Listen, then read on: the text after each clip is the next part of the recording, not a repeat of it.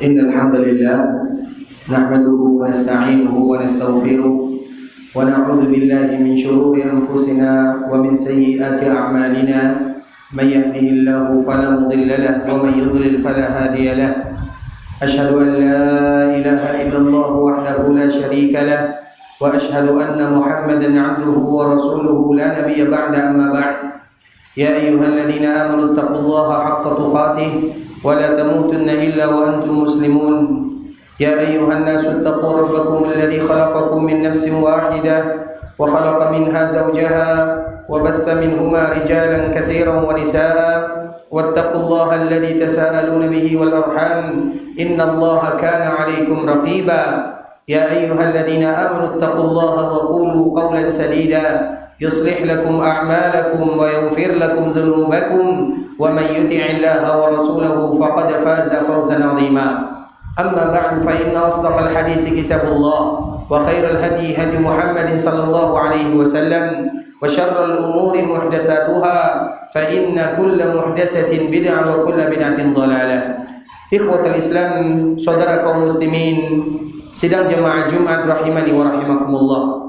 Alhamdulillah, kita senantiasa bersyukur kepada Allah Subhanahu wa taala yang telah memberikan kesehatan dan kesempatan bagi kita bersama.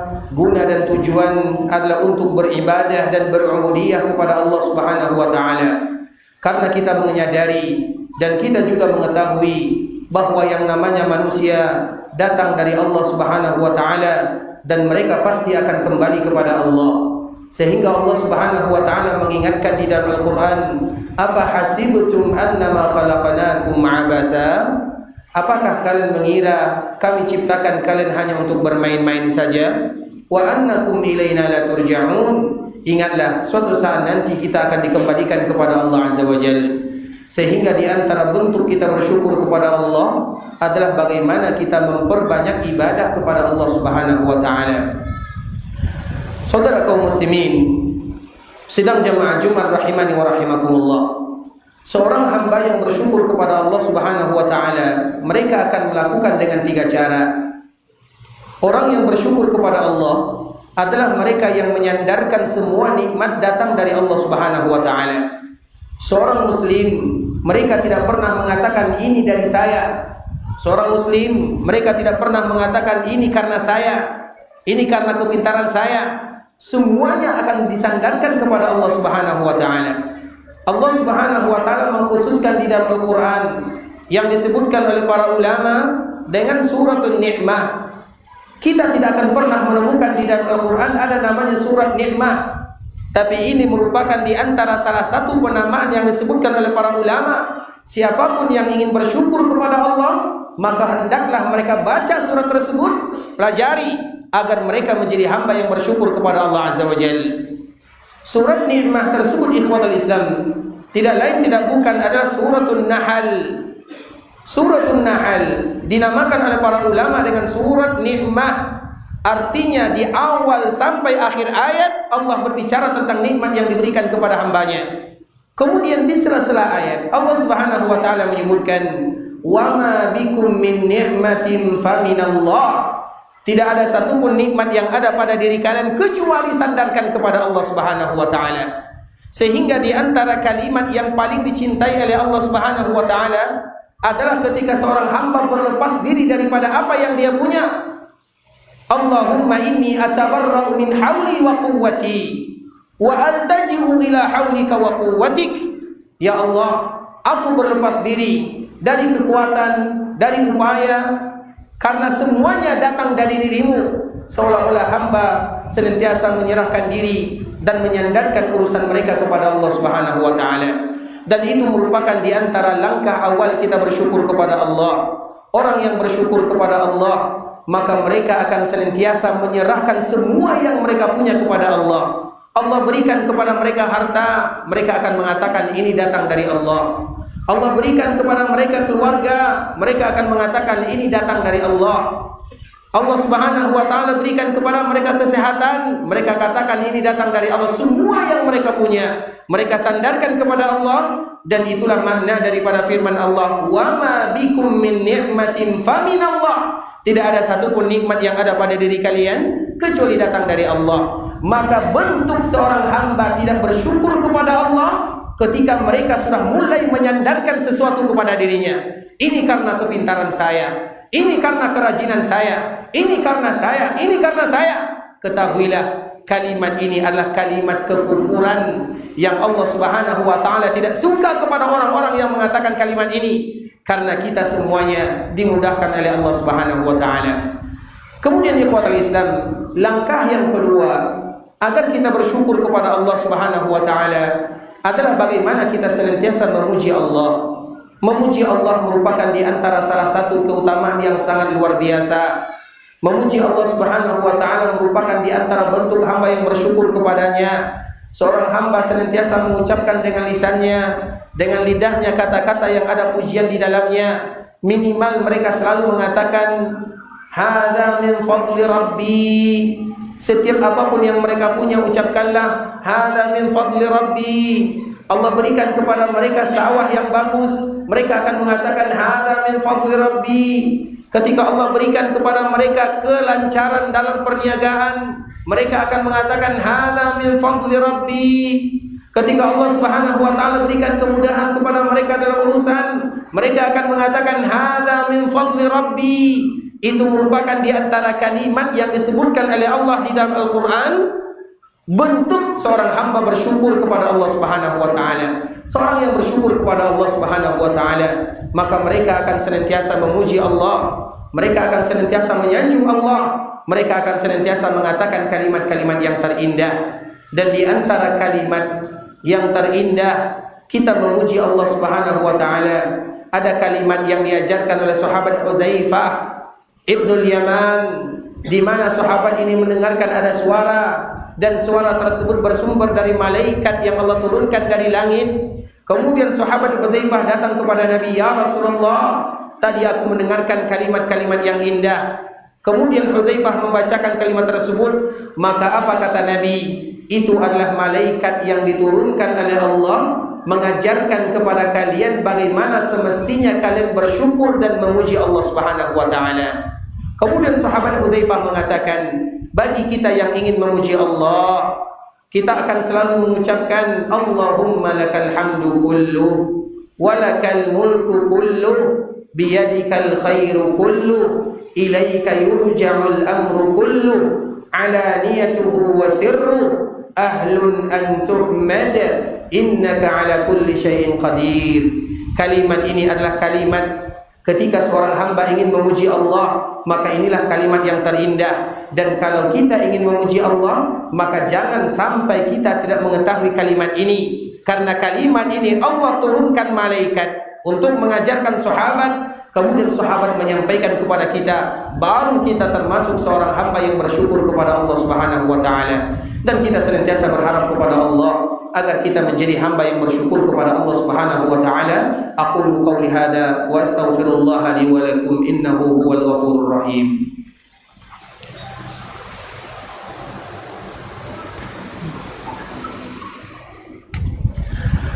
Alhamdulillah ala ihsanihi wa syukru lahu ala taufiqihi wa imtinanihi wa asyhadu an la ilaha illallah wahdahu la syarika lahu ta'dhiman li sya'nihi wa asyhadu anna Muhammadan 'abduhu wa rasuluhu da'i ila ridwanihi. Ikhwatul Islam, saudara kaum muslimin sidang jemaah Jumat rahimani wa rahimakumullah. Di antara bentuk kita bersyukur kepada Allah, dan ini merupakan di antara poin yang terpenting seorang hamba menjadi hamba yang bersyukur kepadanya, adalah mereka yang selalu dan senantiasa beribadah kepada Allah. Orang yang beribadah kepada Allah, merekalah yang sesungguhnya bersyukur kepada Allah. Sehingga antara syukur dengan ibadah dua hal yang tidak akan pernah terpisahkan. Di antara salah satu doa yang diajarkan oleh Nabi SAW, bahkan doa ini adalah doa yang selalu dibaca oleh Nabi dikala Nabi melakukan tahiyat akhir. Doa yang semua kaum muslimin mereka bisa menghafalnya. Allahumma a'inni ala dzikrika wa syukrika wa husni ibadak. Ya Allah, bantu aku untuk senantiasa bersyukur, bantu aku untuk berzikir, bantu aku bersyukur, bantu aku untuk beribadah. Dari sini para ulama menyebutkan orang yang bersyukur kepada Allah adalah mereka yang selalu beribadah kepada Allah. Orang yang bersyukur kepada Allah adalah mereka yang salat di masjid. Orang yang bersyukur kepada Allah adalah mereka yang bersedekah. Orang yang bersyukur kepada Allah adalah mereka yang berbakti kepada orang tua. Orang yang bersyukur kepada Allah adalah mereka yang menolong sesama. Orang yang bersyukur kepada Allah adalah mereka yang senantiasa beribadah dan berubudiyah kepada Allah. Percuma kita mengatakan alhamdulillah, tapi kita tidak pernah datang ke masjid, maka kita tidak akan pernah menjadi hamba yang bersyukur namanya. Makanya syukur yang paling tinggi ikhwatul Islam adalah beribadah. Apapun yang kita lakukan, tapi kita tidak mau beribadah kepada Allah, maka kita tidak akan pernah menjadi hamba yang bersyukur kepadanya. Dan setiap kali Allah mengatakan kalimat ini, Allah pasti mengakhiri dengan kalimat wa qalilun min ibadiyas syakur. I'malu ala Daud syukra. Kalau kalian ingin bersyukur dan kalian ingin menjadi hamba yang bersyukur, maka lakukanlah sebagaimana yang dilakukan oleh keluarga Nabi Daud. Apa yang dilakukan oleh keluarga Nabi Daud? Dan siapa keluarga Nabi Daud? Keluarga Nabi Daud itu adalah Nabi Sulaiman. Makanya setiap kali Allah berbicara tentang syukur, maka Allah akan mengembalikan kita kepada Nabi Sulaiman. Karena Nabi Sulaimanlah yang mencontohkan kepada kita bagaimana syukur yang sesungguhnya, agar kita tahu kita sudah bersyukur atau belum.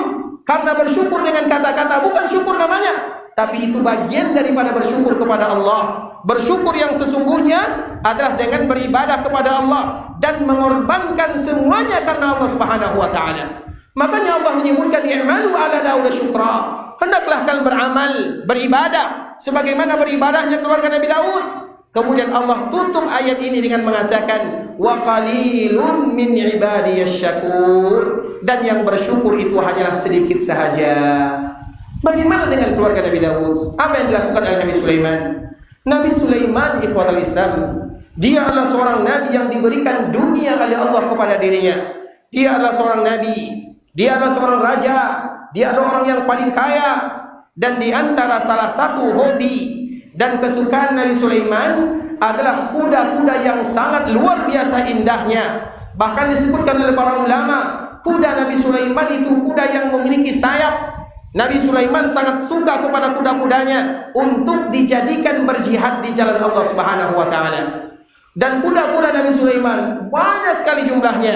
Sebagian riwayat menyebutkan dia memiliki kuda lebih daripada 20.000 ekor kuda, banyak sekali. Kemudian dikala dia memperhatikan kuda-kudanya yang dipersiapkan untuk berjihad di jalan Allah, tiba-tiba dia lalai dan terlambat melakukan sholat asar. Di dalam riwayat yang lain dia terlambat berzikir kepada Allah di waktu asar. Kemudian dia kembali kepada Allah, menangis kepada Allah, ya Allah ampunkan dosaku.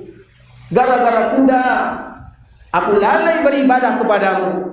Maka di saat itulah Nabi Sulaiman meminta pedang, kemudian menebas leher-leher kudanya, diberikan, dibagi-bagikan kepada kaum muslimin. Dan dia mengatakan, gara-gara kuda inilah aku lalai beribadah kepada Allah.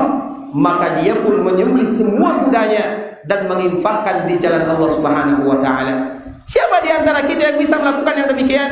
Siapa di antara mereka yang dikala mereka sedang berdagang, kemudian mereka mendengarkan hayya 'alas shalah, hayya 'alal falah, mereka tinggalkan perdagangannya, mereka datang kepada Allah? Itu yang bersyukur kepada Allah Azza wa Jalla. Itulah yang disebutkan oleh Allah, i'malu 'ala Daud syukra.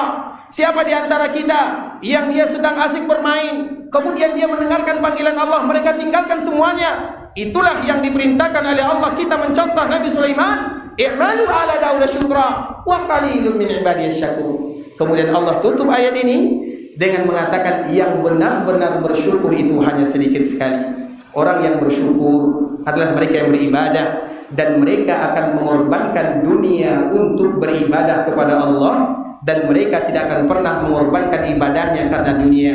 Itulah yang dinamakan dengan hamba yang bersyukur. Dan kita berharap kepada Allah agar kita bersama termasuk orang-orang yang selalu bersyukur kepada Allah Subhanahu wa taala. Sebagaimana kita juga berharap kepada Allah agar Allah ampunkan dosa kita bersama, agar Allah berikan kemudahan kepada kita dalam setiap urusan di dunia, setiap urusan di akhirat. Kita berharap kepada Allah agar Allah berikan keberkahan kepada keluarga, keberkahan dalam usaha, keberkahan dalam anak cucu, keberkahan terhadap harta. Sebagaimana kita juga berharap bermohon kepada Allah agar Allah Subhanahu wa taala berikan taufik dan hidayah kepada kita bersama, dan betul-betul kita menjadi hamba yang bersyukur kepadanya. Innallaha wa malaikatahu yusalluna 'alan nabi ya ayyuhalladzina amanu sallu 'alaihi wa sallimu taslima. Allahumma salli 'ala Muhammad wa 'ala ahli baitihi wa 'ala azwajihi wa dhurriyyatihi كما صليت على إبراهيم وعلى آل إبراهيم إنك حميد مجيد. اللهم بارك على محمد وعلى أهل بيته وعلى أزواجه وذرياته كما باركت على إبراهيم وعلى آل إبراهيم إنك حميد مجيد. اللهم اغفر للمسلمين والمسلمات والمؤمنين والمؤمنات الأحياء منهم الأموات إنك سميع قريب مجيب دعوات يا قاضي الحاجات. اللهم اغفر لنا ذنوبنا ولوالدينا وارحمهما كما ربونا صغارا. ربنا اغفر لنا ذنوبنا ولوالدينا وللمسلمين يوم يقوم الحساب. اللهم أرنا الحق حقا وارزقنا اتباعه وأرنا الباطل باطلا وارزقنا اجتنابا. اللهم أصلح أئمتنا وولاة أمورنا. ربنا ظلمنا أنفسنا وإن لم تغفر لنا وترحمنا لنكونن من الخاسرين. ربنا تقبل منا صلاتنا وصيامنا ودعاءنا وركوعنا وسجودنا وزكاتنا وصيامنا وقرباننا وكل عبادتنا يا الله إنك أنت السميع العليم وتب علينا إنك أنت التواب الرحيم. ربنا آتنا في الدنيا حسنة وفي الآخرة حسنة وقنا عذاب النار. وصل اللهم وسلم على نبينا محمد وعلى آله وصحبه وسلم تسليما كثيرا.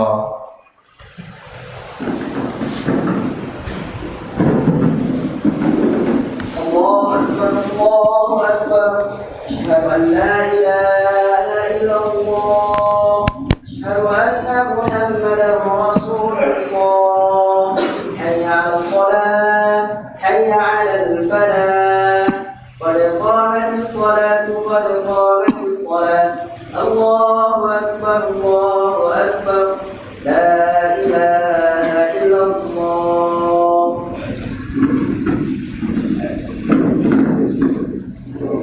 Stawu i'tadilu sabrakat luruskan barakallahu fiik. Allahu akbar.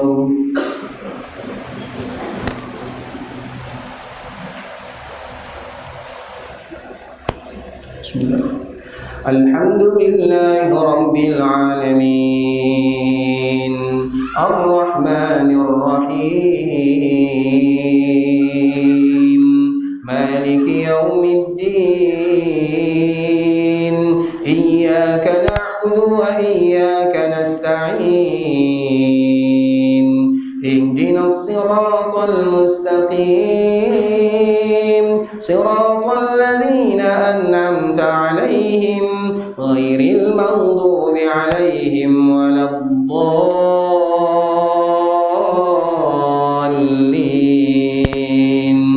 Amin.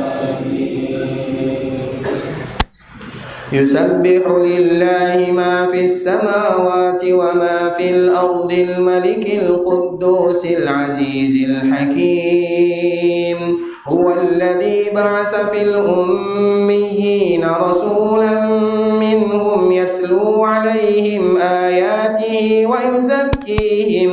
ويزكيهم ويعلمهم الكتاب والحكمة وإن كانوا من قبل لفي ضلال مبين. وآخرين منهم لما يلحقوا بهم وهو العزيز الحكيم. ذلك فضل الله يؤتيه من يشاء والله ذو الفضل العظيم. مثل الذين حملوا التوراة ثم لم يحملوها كمثل الحمار يحمل أسفارا. بئس مثل القوم الذين كذبوا بآيات الله والله لا يهدي القوم الظالمين. الله أكبر.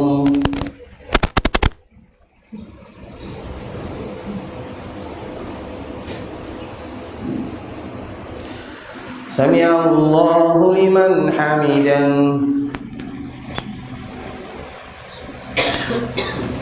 الله أكبر.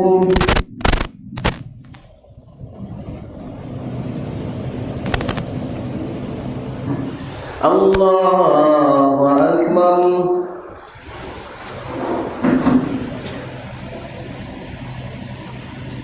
الله أكبر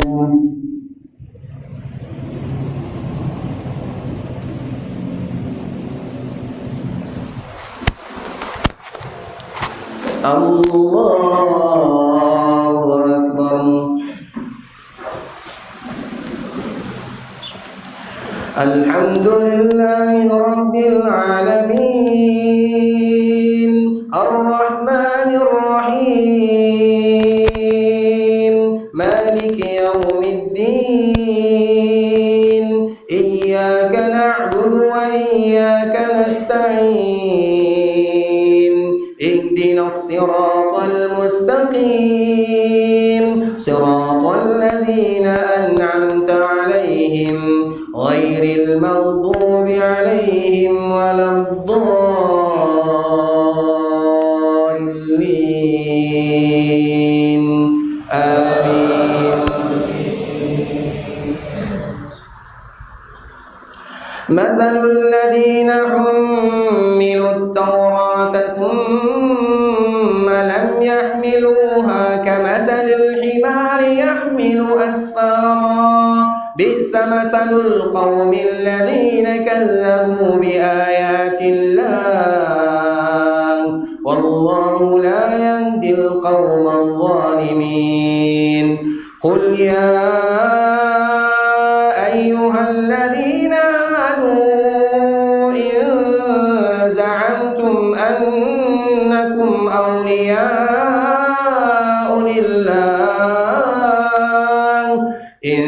زعمتم أنكم أولياء لله من دون الناس فتمنوا الموت إن كنتم صادقين ولا يتمنونه أبدا بما قدمت أيديهم والله عليم بالظالمين قل إن الموت الذي تفرون منه فإنه ملاقيكم ثم تردون إلى عالم الغيب والشهادة فينبئكم بما كنتم تعملون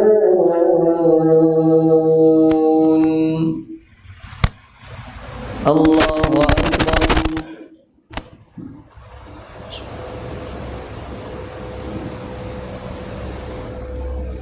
سمع الله لمن حمده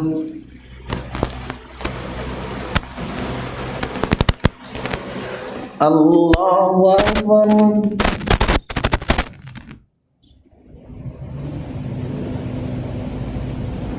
الله أكبر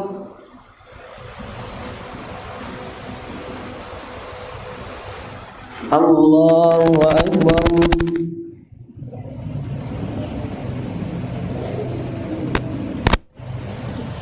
الله أكبر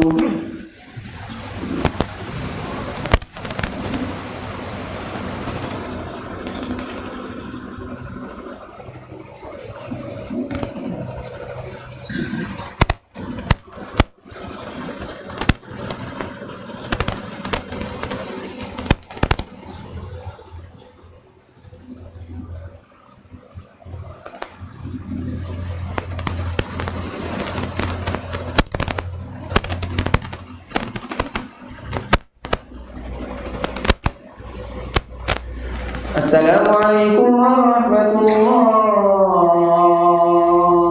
السلام عليكم ورحمة الله أستغفر الله أستغفر الله أستغفر الله اللهم أنت السلام عليك